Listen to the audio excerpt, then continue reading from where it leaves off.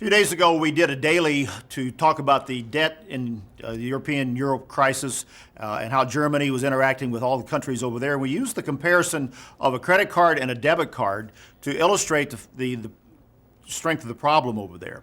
We got a lot of good comments on that. And Gary has come into the studio to do some Beyond Today taping this week, and we thought we would bring that down to the American national debt and make a comparison on the individual level to show exactly what that means and how big it really is. When you look at the crush of the federal debt and what the government owes and what it spends, and we get the terms, we get the figures, millions and trillions of dollars, it doesn't mean anything. I mean, what do trillions of dollars mean?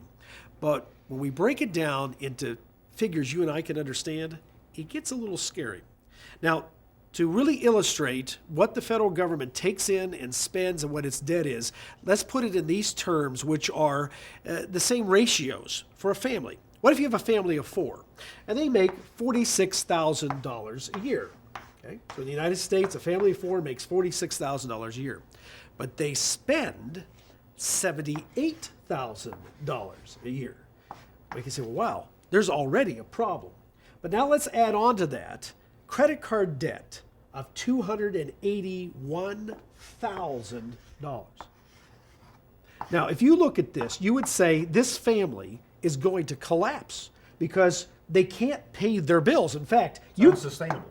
You can't even pay the credit card interest. So this won't work.